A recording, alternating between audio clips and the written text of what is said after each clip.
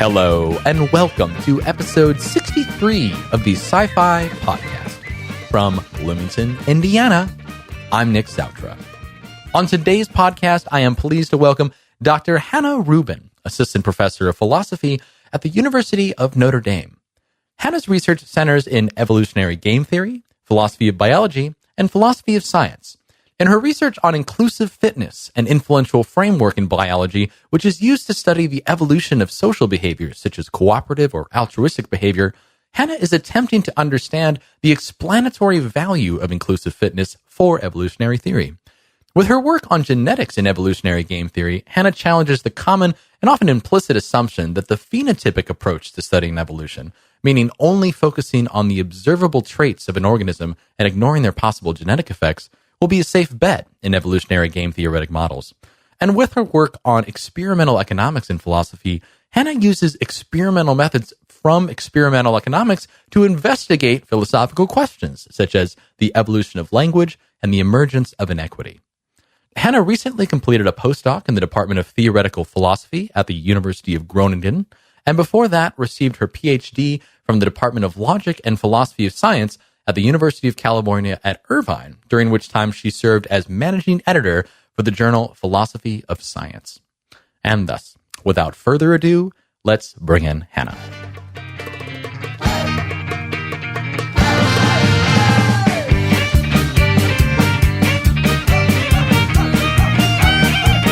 Dr. Hannah Rubin, welcome to the Sci-Fi Podcast. How are you this afternoon? Hey, thanks. How are you doing? I'm doing well. It's a fine day in Bloomington, Indiana.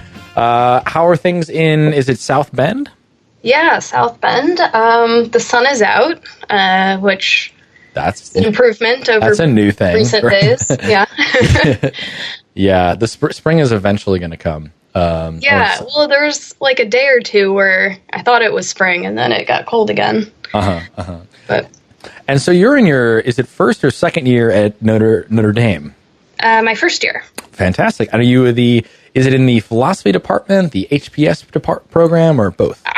In the philosophy department. Okay. We have an HPS program here, but the faculty are all drawn from different departments. So I'm part of the HPS faculty as well, but in the philosophy department. Oh, very interesting. So what particular disciplines does the HPS draw from? I imagine history and philosophy. History and philosophy. There's also like science, technology, and values sort of faculty. And also, you might not immediately think of this, but faculty from theology are also part of the program. Oh, okay. I imagine that's... Yeah, of course. Well, given the history and the context of your Notre Dame as the institution, well, that's really interesting. Do you guys do like sort of like joint like a colloquia, like an HPS colloquia of sorts? Or? Yeah, so there's a lot of events that the program organizes. It's also part of the Riley Center, which is a center basically for like science and humanities sort of interaction and engagement. So with HPS and with the Riley Center, there's a lot of different events that are always going on. There's also most weeks during the semester, a Tuesday afternoon, some member of HPS gives a talk on current research. Grad students switch off with faculty members. I just gave a talk actually this Tuesday. Oh, what do you talk about? I talked about a paper that I have with Mike Schneider and Kaylin O'Connor on promoting diverse collaborations. So why we might want diversity within collaborations above and beyond just diverse scientific communities. And so that's fun. Very interesting. So in diversity within collab? So why would we?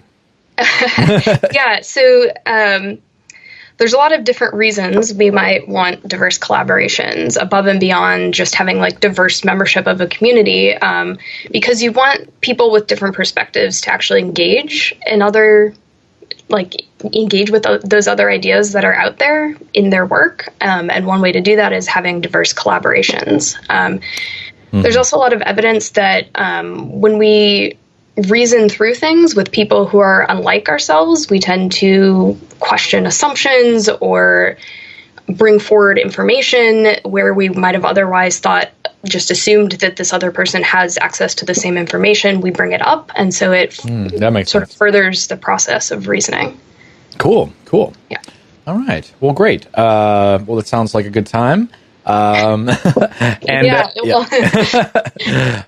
the lack of diverse collaborations, it wasn't quite as uplifting as you might think. But right. So there are particular kinds. So when we talk about like a non-diverse or homogeneous collaborations, what could you give an example of something that's kind of like that in philosophy of science? In philosophy of science, I mean, so the this is paper is science. mostly about. I'm sorry. Yeah, mostly about scientific communities. So there's a lot of evidence that, women tend to collaborate with other women, or racial minorities tend to collaborate within their own social identity group. A lot of times people will cluster in various subfields. So it really just decreases the sort of exchange of ideas between various different social identity groups. Gotcha. Yeah. Okay. And do you have any potential solutions? Well, so this is the sort of depressing part about the paper is that we talk about various potential solutions and how some common sense things you might want to try actually either don't really solve the problem or in some cases might backfire. So one of the reasons that we have a lack of diverse collaborations is that women and minority groups tend to get less credit when they collaborate with people outside their social identity group. And so one of the reasons that we propose we have this lack of diverse collaborations is that women and minorities are actually choosing to collaborate within their own social identity group so that they don't suffer from getting less credit out of their work. So one thing you might think of doing to try to promote diverse collaborations is to incentivize them. Yeah. But the problem is when you're incentivizing them, you're incentivizing people to agree to collaborations which are unfair for them. So they're doing more work and getting less credit, which means that while you might be promoting diverse collaborations, you're also promoting a certain kind of inequity, which seems like a kind of negative consequence of that policy. And also, if the policy is sort of a short-term initiative or something like that, once the initiative ends, you're just going to get the reemergence of this sort of partial segregation into social identity groups. Wow. Yes, so this is a paper where one of the reviewers said it was extremely depressing. So very important to bring it to the fore, though, to understand. We didn't set out to write a depressing paper, but yeah, going that way. This would have been great. So I just came back from this socially engaged philosophy of science meeting. I don't know if you heard about it. It was the first meeting. It was a Mid-South conference in University of Kentucky. It was held by Julia Burson, but we had a number of folks. Yeah, I did hear about that. Yeah, really good. I mean, so there's been talks more towards doing socially relevant philosophy of science, or at least philosophy of science that could be then brought into being socially relevant in some kind, or socially dealing with social issues. One of these being diversity in science, or how science is done in collaborative ways, and I consider this being particularly useful or great for that kind of topic. Cool.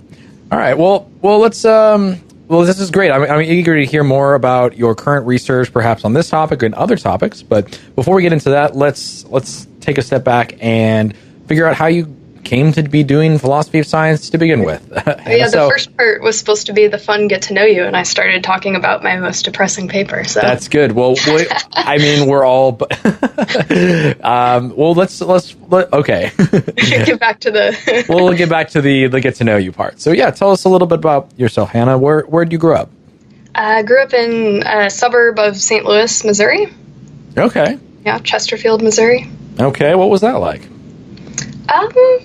It was pretty nice. I mean, it was a not terribly exciting place to grow up, but it was, it was nice. There was some stuff around there to do.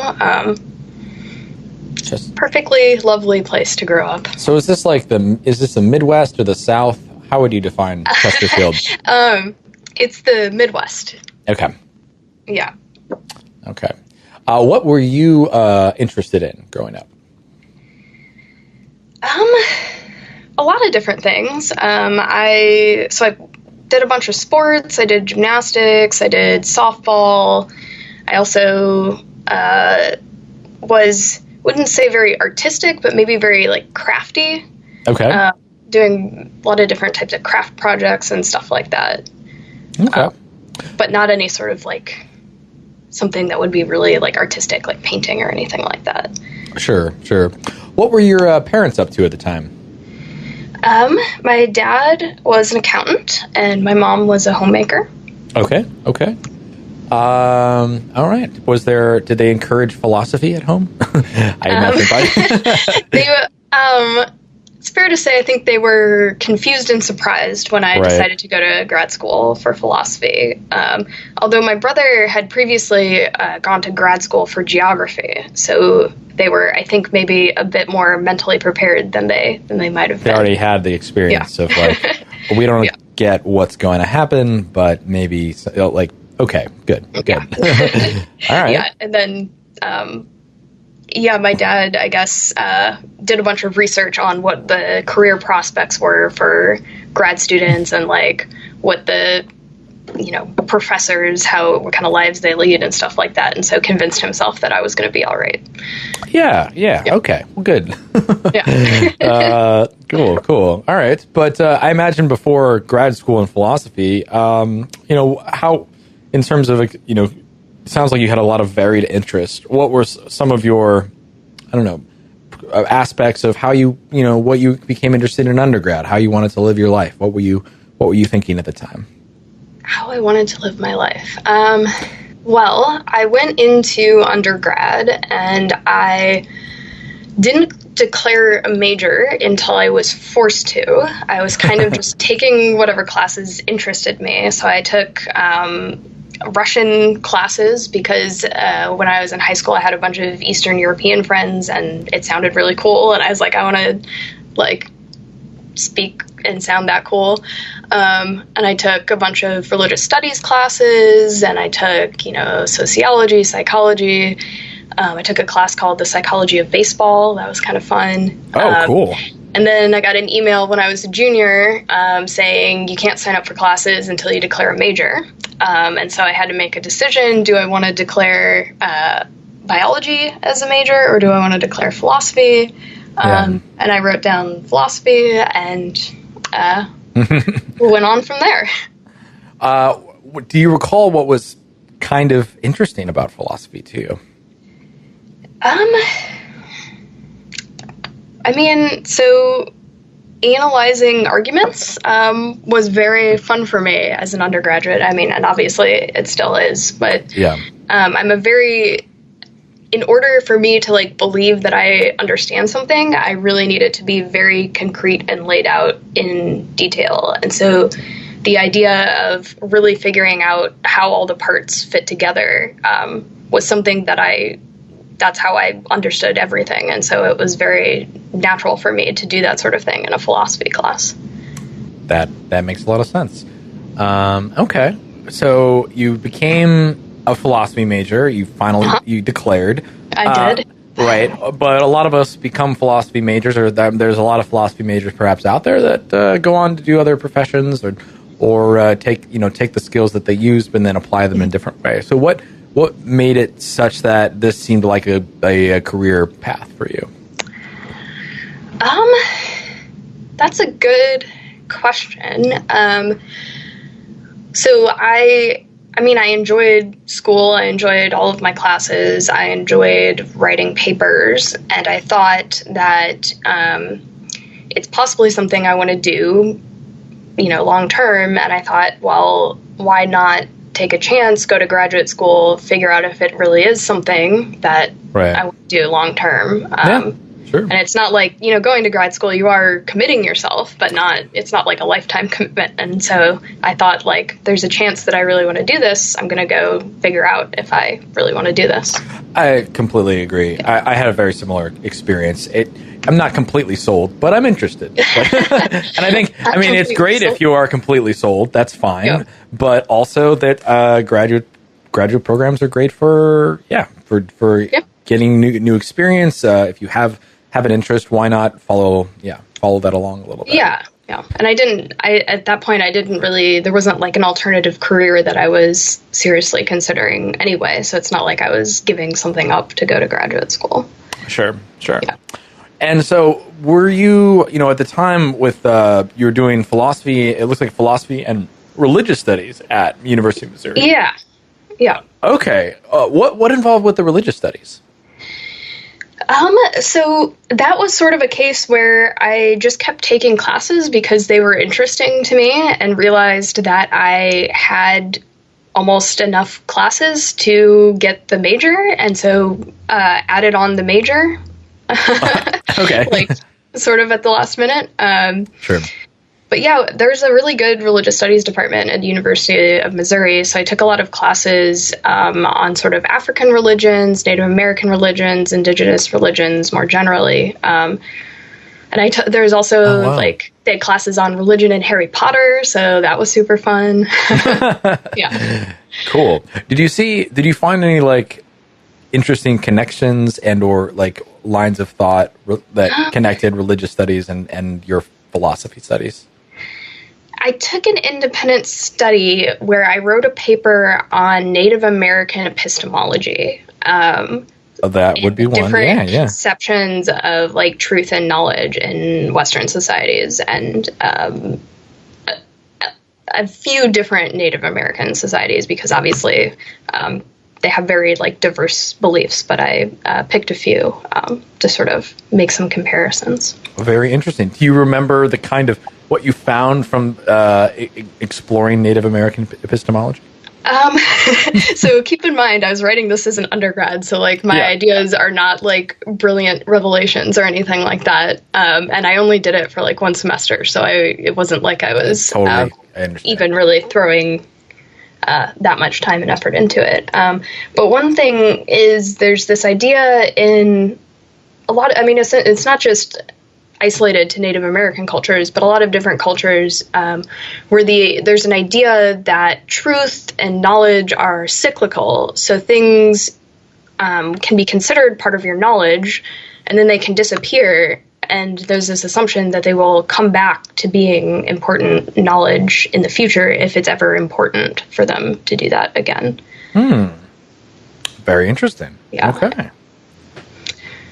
And so, all right. So, in doing some of this, that sounds like some really cool integrative work. If I, in another lifetime, maybe I would go back and learn about that more. But that's fascinating. I don't know. Yeah, no, that's really interesting. So in terms of like getting down to grad school in philosophy, how did you decide on UCI, University of California, Irvine? There are a lot of different reasons. So one particularly important reason is that I was undecided between whether I wanted to do like philosophy of biology, evolutionary game theory stuff, or logic, and they had and have strengths in both of those areas. So from that perspective, it was very appealing. Also, just when I visited there, I felt really comfortable. I felt like I clicked with a lot of faculty and grad students and felt like really welcomed and very comfortable. So that was also nice. Very nice. And also, Simon Hudiger, which ended up being my advisor, had like read and remembered my writing sample and asked me questions about it, which was like incredibly flattering. Yeah. So. Okay. All right. Okay. Well, tell us a little bit about your experience then, coming up. And I guess I'm curious, a lot of folks, we have a lot of different kinds of training in graduate school. So coming from undergrad to into UCI, what did you learn as to like what it meant to do philosophy of science? So I actually, as an undergraduate, hadn't really taken philosophy of science courses. I'd taken science courses and I'd taken philosophy courses, and I'd done an independent study on evolutionary game theory, but I'd never really, taken a philosophy of biology course or anything like that. So I learned, I guess, basically everything about what it meant to do philosophy of science when I was at Irvine. Nice. Yep. Very nice. And would you mind sharing a little bit? Like what did you take away? Or begin to take away? I mean, so one thing that Irvine emphasizes is that if you're doing philosophy of a particular science, you should take time to learn about that particular science. And so you're encouraged to take classes, I mean, obviously philosophy classes, but they have what they call a tools of research requirement, where if you're doing philosophy of science, you should take some classes and learn about that science. Or if you're doing, philosophy of math or something, you're encouraged to take some math classes. Right. And so the focus on being an interdisciplinary researcher, I think, is something that's emphasized a lot at Irvine. Okay.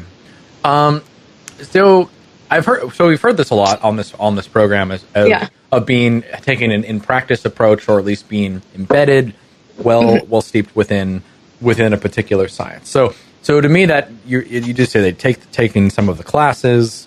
Does it look like anything else? Like, it's one thing to say go learn the science. Well, yeah. But how do we? Yeah. How do you go about doing that? What is your approach to, like, in order to really become, to do good philosophy of science that is close enough to the science? What is your approach to doing this?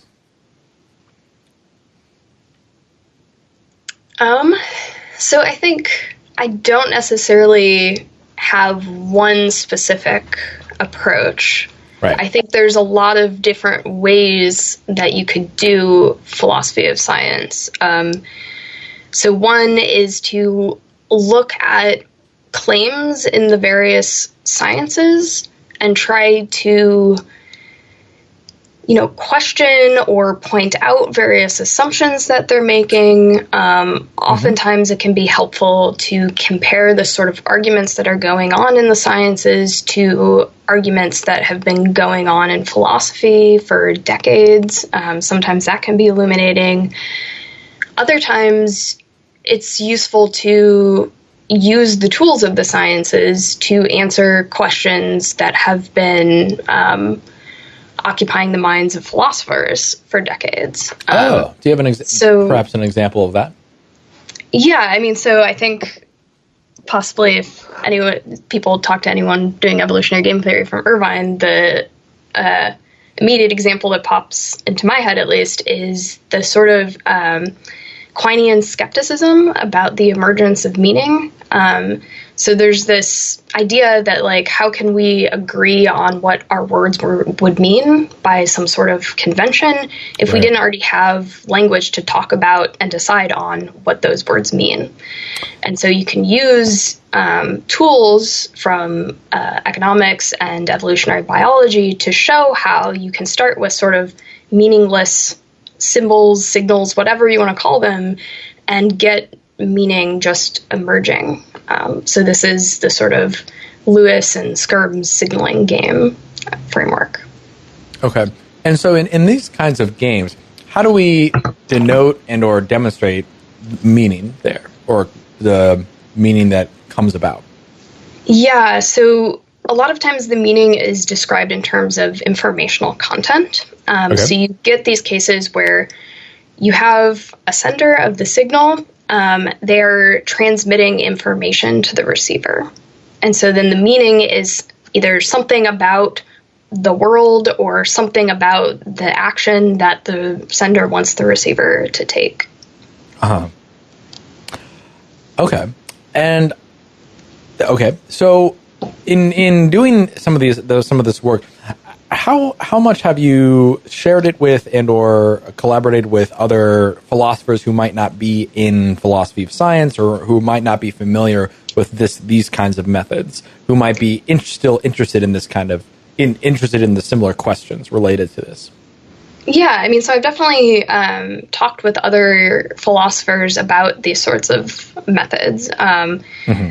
Generally, they seem like somewhat positive. I mean, in terms of the signaling games, you often get a lot of pushback because people want meaning to be more than what it is in the signaling games. So I was just at, I gave comments on a paper at the Central APA, actually. And so a lot of the discussion revolved around what are like our intuitive ideas about what words mean when we communicate, and how can we, make that precise enough so that we're not just, reacting to some hypothetical situation saying, oh, I have an intuitive sense that should be meaningful, or I have an intuitive sense that should not be meaningful. It's really hard to sort of put your finger on what more you might want than what you get out of these signaling games. But people sometimes have this reaction that they do want more. Yeah. Okay. Right.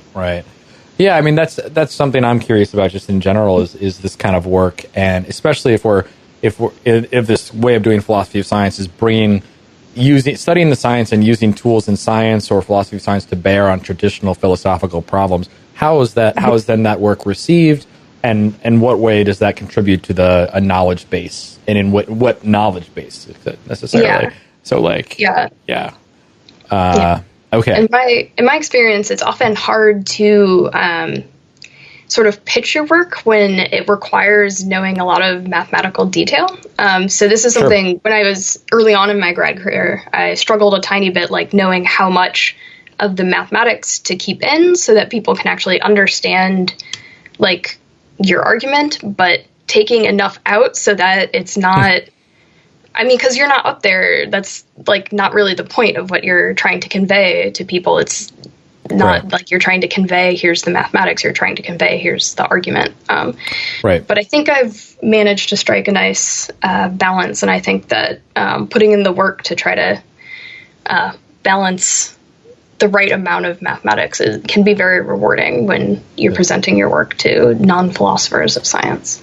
Yeah. So on that point, how much do you think, what is like, because you could black box the whole thing, but which you don't want to do. Right. And what are some good reasons why demonstrating some of the mathematics would be helpful? Yeah. I mean, you don't want to just get up there and be like, here, I have a model. My model says this, because a lot of the work that's going on, the sort of philosophical work or intellectual work, is showing how the model hooks up with the real world in important ways. And your interpretation of the model is really adding a lot to what's going on with the mathematics. And so a lot of really good engagement with your work is talking about ways your model might change or ways someone might object to how you've interpreted parts of your model. And those exchanges are really important. So you can't just black box everything. But at the same time, it's probably not a good idea to just like have a slide full of equations and read the equations. So you have to strike a balance. Cool. Yeah. Well, perhaps you could tell us a little bit about, some of your main findings and or interesting papers that you either have worked on or you are working on related to your work in evolutionary game theory. Yeah. So one paper that I just finished a version of is called Reintroducing Kin Selection to the Human Behavioral Sciences. It's a sort of reference to Wilson and Sober's Reintroducing Group Selection into the Human Behavioral Sciences. So the idea is that there's a lot of arguments in anthropology and associated sciences where they're trying to explain the evolution of human altruism, because human altruism is somewhat unique when it comes to altruism in various species, in that we are often altruistic to non-family members, and we're altruistic towards people that we probably won't ever meet again. Yeah. And so a lot of the explanations in biology of altruism don't necessarily apply when it comes to explaining that sort of behavior. So in biology, kin selection is a very prominent explanation of altruism because organisms tend to be altruistic towards their kin, towards their genetic relatives. And so if you're benefiting your genetic relatives, you can kind of see how the genes for that trait might benefit overall. But humans don't just interact with their family members. They interact with large groups of people. They interact with strangers. And so we're trying to explain a somewhat more broad effect than a kin selection account might be able to explain, or so the argument goes. So a lot of these people will appeal to what's called group selection, or competition among groups, to explain human altruism. And the idea is that in altruistic groups, people are able to band together to protect the group from some sort of external attack, or if there's scarce resources, they'll share the resources so that not as many people within the group are at risk of starvation. And so in competition among groups, altruistic groups can outcompete groups with not as many altruists. And so altruism can spread in this way. Sure. So the argument from a lot of these anthropologists is that we have evidence that human groups were in some sort of competition. Directing your altruism towards just those around you, those in your group, was beneficial. And so this group selection mechanism can explain why humans are just sort of generally altruistic towards the people around them. They argue that kin selection cannot. I mean, so there are some people that argue kin selection explains human altruism because it evolved in a time where humans interacted in small kin groups. And so when we are altruistic towards people in the common times, it's a sort of misfiring of our desire to help kin in a situation where we're no longer just primarily interacting with kin. Right. Still acting on that tendency, or I don't even know if tendency is the right word, but whatever. But it's sort of instinct to so then this kin selection argument, though, is often pretty quickly dismissed in a lot of cases, and it's called the big mistake hypothesis, which, I mean, presumably because it implies that all of our altruistic actions are just big mistakes. They're just misfiring of this desire to help kin. But I think that this dismissal of kin selection is not quite right. So they're dismissing kin selection as a potential explanation based on this one kind of way that kin selection is employed in explaining human altruism. And so in this paper, I give two different models to show how kin selection could be employed in explanations of human altruism without assuming that or without implying that all of our altruistic actions are big mistakes. So how do you go about showing that? So there's one model that shows how kin selection can interact with forces of cultural evolution to produce groups with various levels of altruism, which, if you remember, in the group selection argument, we have competition among groups, and there's supposed to be groups with more altruists that are doing better and groups with fewer altruists that are doing, not so good. So that requires first to have groups with various levels of altruism. And so one way I think that kin selection could be important is in supplying or getting the stages set for the group selection to occur. So giving us groups with various levels of altruism.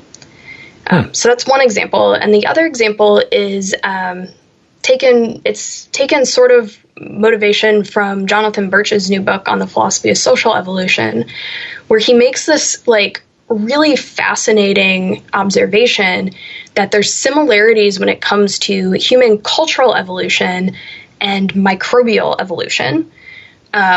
So in particular, horizontal transmission is important for both. In microbes, there's genetic transfer between different microbes of the same generation. They just sort of like exchange genetic material.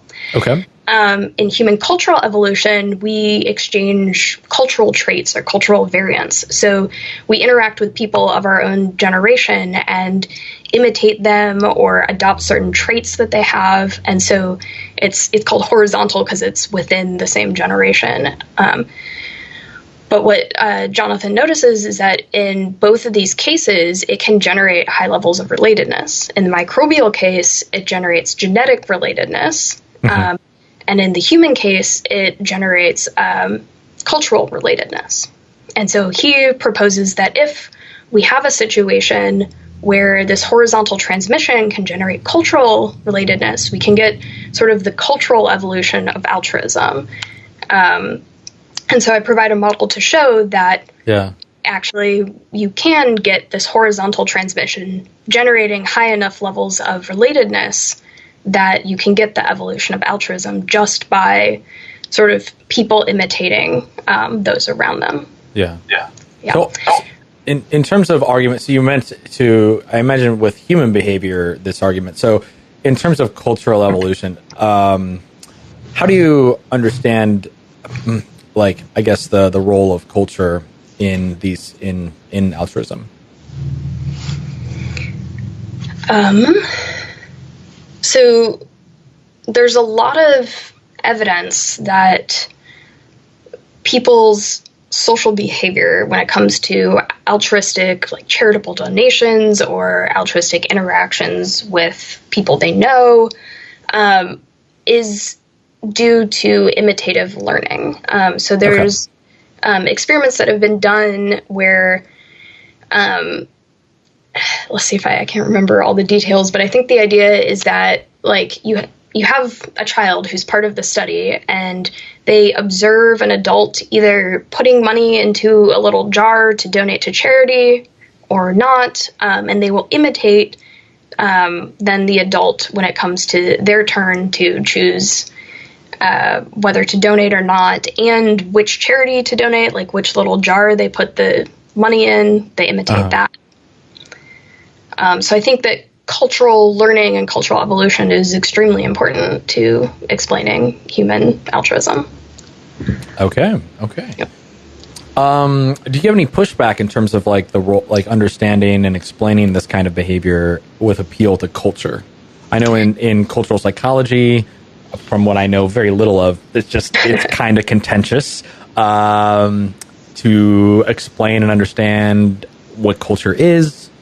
I'm just curious. I mean, the most common reaction I get is actually people asking me about memes. Which I actually don't really know that much about memes. And you don't really need, I mean, you can just talk about like how common a behavior is versus another and how often people imitate that behavior versus another. And so usually in evolutionary game theory, you don't need to appeal to memes. Although presumably you could re-describe the same sort of situation in terms of memes if you wanted to. Yeah. Okay. But I haven't gotten any pushback from people saying that, like, clearly culture is unimportant for human social behavior. Gotcha. Okay. Yeah. Okay.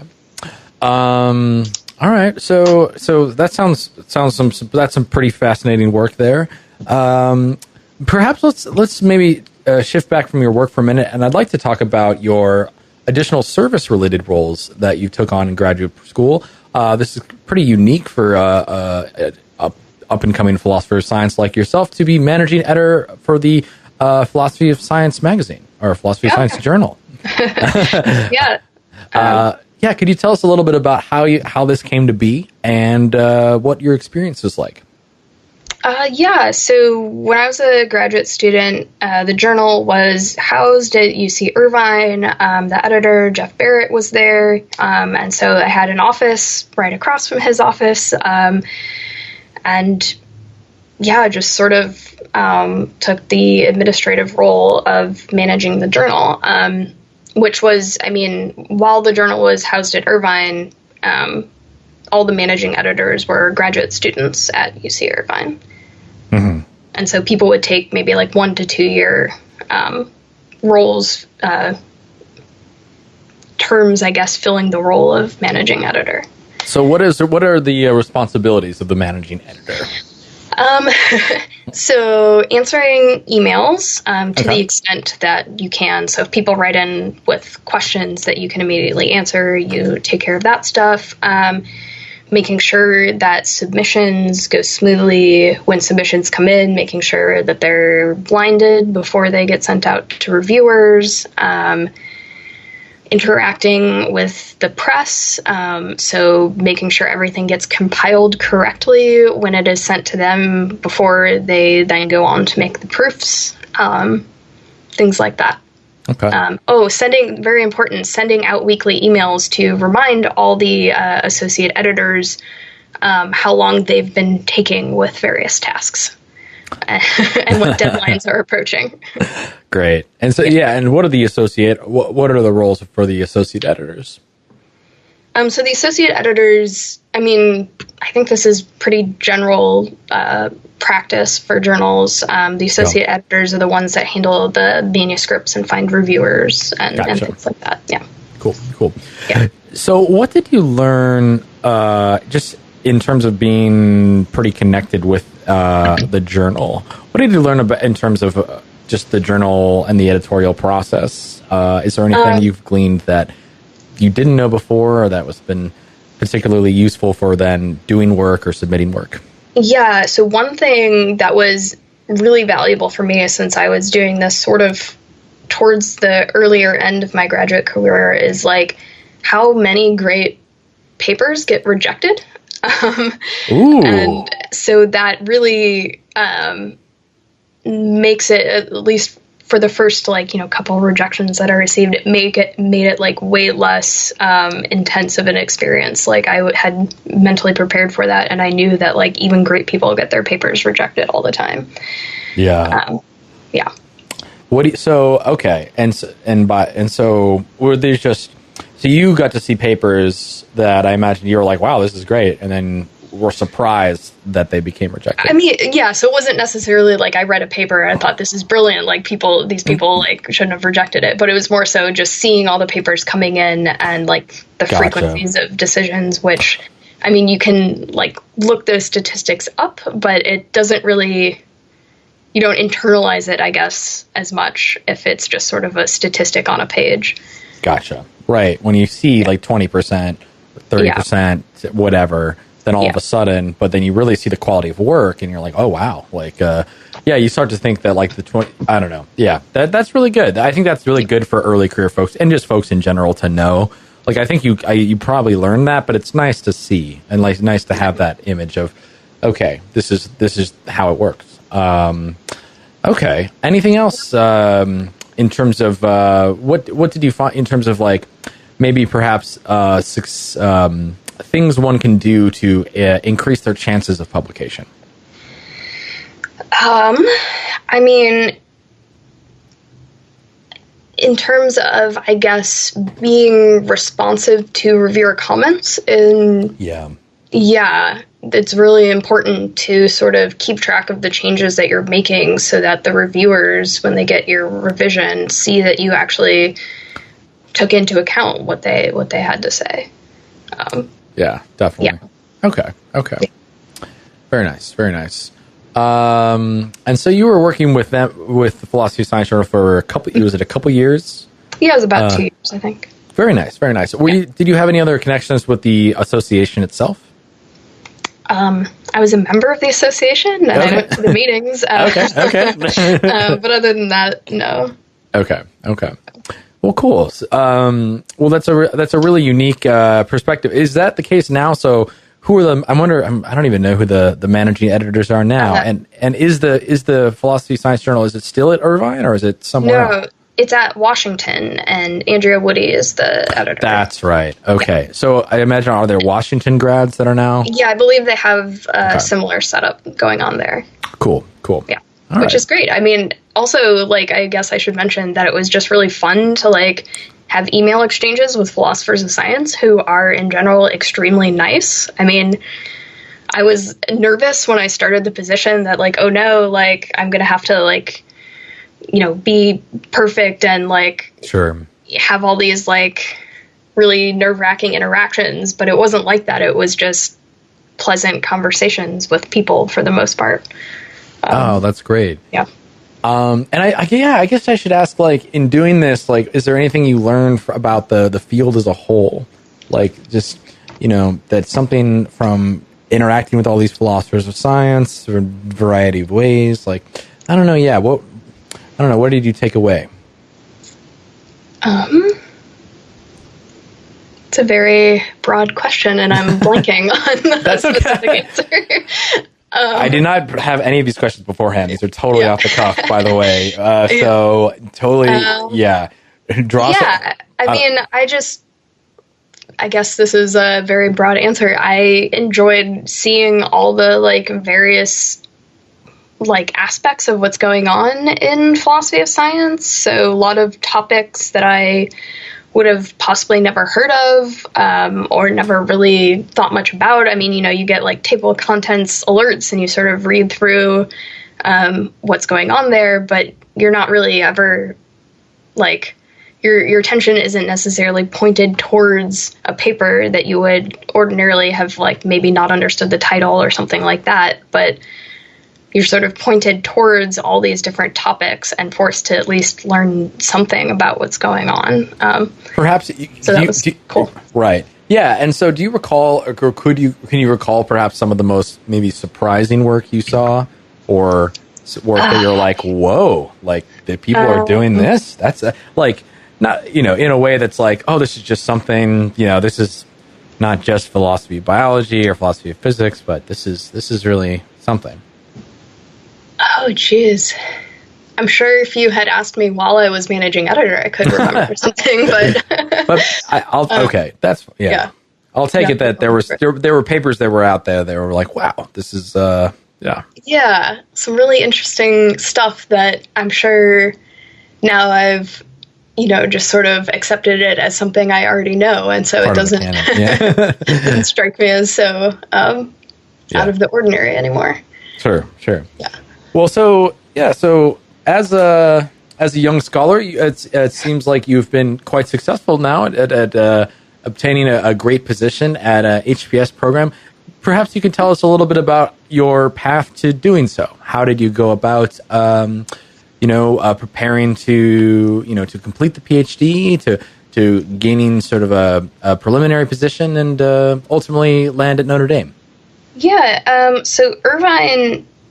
At least while I was there, I think they've changed it a tiny bit. Every year they would have a sort of job market meeting where you were encouraged to go even if you weren't on the job market, because then you just, like, listen to the sorts of concerns people have and can like prepare what you're doing now so that you don't necessarily have those concerns, or you, like, meet whatever standards people are talking about when it comes to, like, 4 years down the line when you're going on the job market. Right.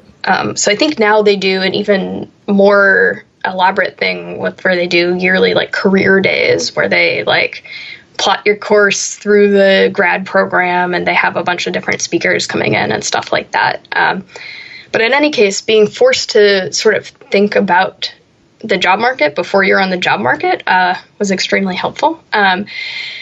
And then, let's see, so when I was in my 5th year of grad school, I applied to, like, a handful of jobs, which I got some interviews, but I didn't get any of the jobs. And then my 6th year, I applied to, you know, like, way too many jobs.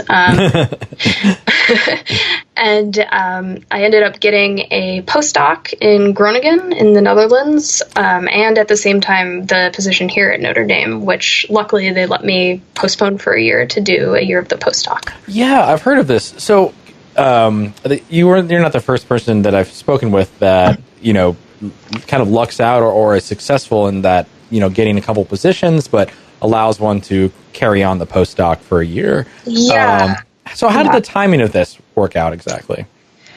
The timing was actually very stressful because I got the postdoc, like the interview process was very quick. And so they offered it to me before I had finished interviewing for like the tenure track jobs. And so I had to, as part of my interview, be like, by the way, I've accepted this postdoc because they had alternates. They couldn't just like wait around forever. And so luckily here at Notre Dame, they have a big enough philosophy department that it wasn't like they needed to get someone to teach a particular course the next year or something like that. And so they were very accommodating.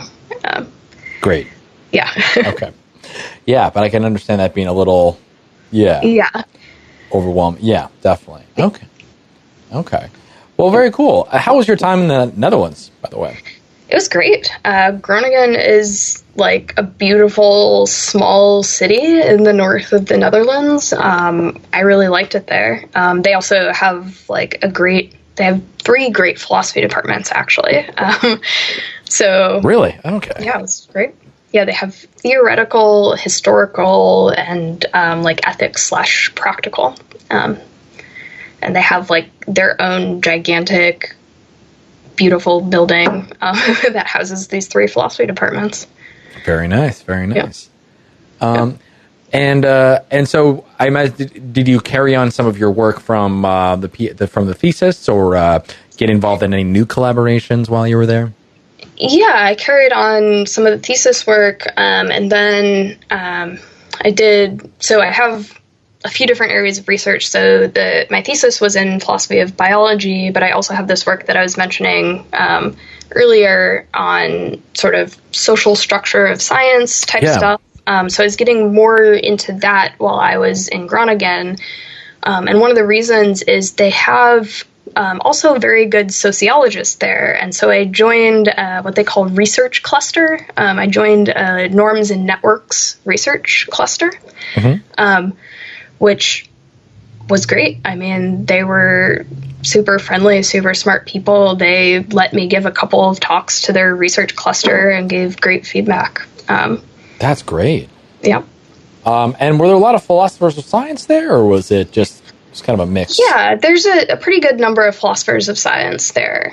So Jan Willem Romein, Leah Henderson. They now have Felipe Romero, Justin Brunner are both there as well. Cool. Yeah. All right. Okay. Is there any? So in terms of, it sounds like you had two go arounds on the job market.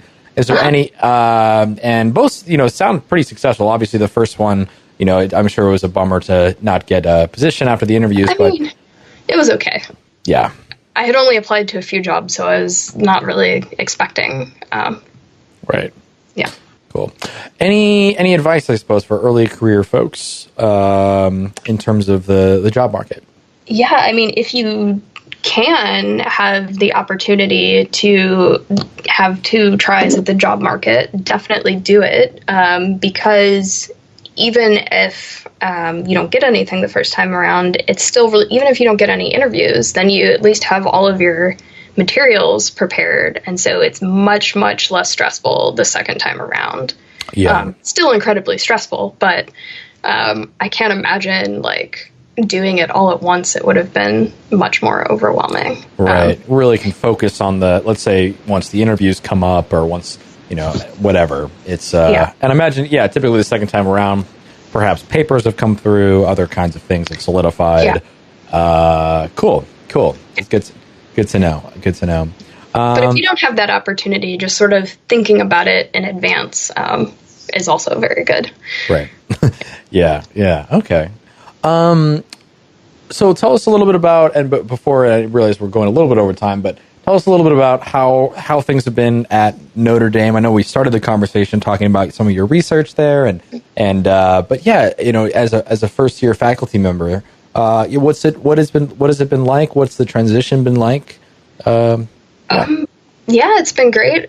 People here have been extremely welcoming. I mean, it's a huge philosophy department, so it took a while to even have met everyone.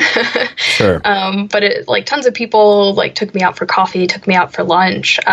Were just really very welcoming, very friendly people. I mean, it's been a bit of an adjustment trying to settle into my house, teaching two classes for the first time. Right. It's been a bit tiring, but I think has been going well. Is there a 2 prep as well? So actually my first semester I had a course reduction, which was great. So I was only teaching one course, and I was co-teaching it, which was also great. Sure. I was co-teaching with Tim Bayes, who's a philosopher of mathematics, logician. We're teaching a philosophy, science, and mathematics course, which was really fun. And also I learned a lot about philosophy and mathematics, so that was great. That's cool. Yeah. Very cool. Very cool. So so the teaching now that's a whole new ball game. Yeah. But the students here are really great. They're very smart and very engaged. Very good. Very good. Yeah. Okay. And is there anything? Yeah. So we talked a little bit about the HPS program at Notre Dame, but what do you find? You've now had, I guess, comparisons between UCI and Notre Dame. So what do you find? What are some of the strengths or particularly good differences, or what do you see as being particularly special or unique about Notre Dame? I mean, I feel like they're both great places. I mean, some differences are obviously here I interact with people in history and theology, whereas I didn't interact with those sort of people at all at Irvine. And I found when I gave my talk on Tuesday, one of the historians emailed me following up on one of the examples that I had used in my talk with a lot of other very interesting things about that historical episode. Sent me some papers that he had written on that example, and so it was great. And I think that's a really nice feature of this particular HPS program. That's really something. Yeah. So there is actually, I mean, it's an HPS program, whereas the UCI, it's more mainly philosophy of science. Yeah. And so at Irvine, I would interact with people in the economics and biology department as well. So it's not it was only the philosophers of science talking to the philosophers of science, awesome. But I think I get a different mix of perspectives here than would be readily available to me there. Sure. What perspective have the theologians brought in? Or what do you find them bringing in? So they have a lot of interesting ideas regarding the interaction between religion and science and history, or I mean, at least the ones that are involved in the HPS program. And so they often have thought about things coming from a different angle, I guess. So they seem to be interested in a lot of the same questions, but might have a different sort of perspective or approach to answering those questions, if that makes sense. Right. Yeah. Well, I'm sure, it's sort of asking some of the similar questions, but in different ways. So there was one talk by one of the grad students here that was on sort of memory loss and identity, but was interested in how the scientific and philosophical interpretations of memory loss and personal identity interacted with people's ideas of the afterlife. So a lot of people get concerned with memory loss, will God recognize me if I don't recognize myself? So questions like that, which I would not necessarily have come up, thought that there's an interesting interaction between theology and scientific and historical concerns regarding personal identity. But obviously, like now that I hear about it, obviously that's something that is important. Do you find, I mean, have you come across any then, I guess, work that has been in philosophy of science journals that has had sort of, or have brought in these kinds of questions? Or is it mainly work that's in the, theology journals that has some sort of a science component? Sorry, what was? I guess, like, have you seen, like, I'm trying to think of any papers that might, like, it'd be interesting to see some of the science and religion, these papers that featured in a philosophy of science journal. But I haven't. I don't know. There might be some, but I don't know. Wouldn't know where to point you. Okay. All right. Well, so we're getting a little bit closer to time. So why don't we conclude with the final question that I've been asking a number of folks, which is, what do you take to be the greatest challenge facing philosophy of science today? Yeah, so that is a tough question. So one thing I came up with, which I don't know if it's like the most challenging aspect, but philosophy of science is becoming more interdisciplinary. And so a lot of philosophers of science have additional background that they might share that background with other philosophers of science or other philosophers of their particular science, but they don't share that background with philosophers in general. And so maintaining a balance between being connected to the sciences or whatever other discipline, but also maintaining the connections to philosophers, I think is challenging. I think obviously if you do the interdisciplinary work well, it's extremely rewarding. But maintaining a balance as you go forward, I think can be challenging. Yeah. So I guess, this is a particular challenge that has been brought up a number of times, and I think I completely agree with you. What is your take on, I guess, what has been particularly challenging in your work related to, I would call it either an interdisciplinary or an issue of balance? So one thing that I've found I'm not sure the right word, but sometimes before I even start talking, people will have the impression that they're not going to understand what I'm saying. Because they know evolutionary game theory is mathematical, they sort of go in with the expectation that they're just not going to follow it, which I think hopefully at the end they realize they have followed at least most of what's going on. And I've had some people like even say that to me. Right. But the fact that they're going into the talk like with the expectation that they're not going to know what I'm saying, like they wouldn't necessarily go into an epistemology or a metaphysics talk thinking, oh, I'm just not going to understand what this person is saying.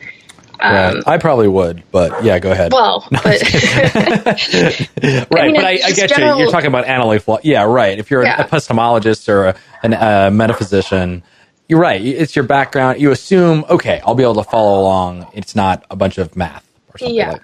Gotcha. So I don't know if that's like actually caused any negative consequences, but it's concerning to me, I guess. Right. And so, and this touches back to what we spoke about earlier with is deciding, in being attentive to like in what way and how you present your arguments to different kinds of audiences and what you emphasize, and to bring people along, to assist people in like really connecting with your arguments. Because if we're to bring out the part of the argument that actually like you want to convey to them, and you want to engage with them, because I mean, it's important to have those sort of exchanges. Absolutely. Yeah. Okay. Well, Hannah, thank you so much for taking some time to chat and to field a bunch of questions I'm throwing at you. Thanks for having me. Yeah. Is there anything else we didn't quite get to, or is there anything else you'd like to share with us? I don't know, like new, upcoming research, I don't know, conferences, like anything else you were like, oh man, we didn't get to that. Is there anything else you'd like to share? I don't know. I didn't, I guess, come with an agenda. That's the best. I've enjoyed the talk, so I think I'm good. Okay. All right. Well, good luck finishing out the rest of the semester. Keep in touch and take care. And hope you see you around the conference circuit in due time. Sounds good. All right. Take care, Hannah. All right, thanks.